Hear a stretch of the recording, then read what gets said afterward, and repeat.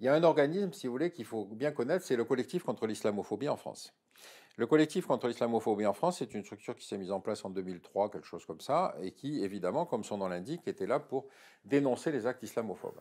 Alors, l'islamophobie n'existant pas dans le droit français, l'intérêt, c'était comment inscrire le terme dans le débat médiatique.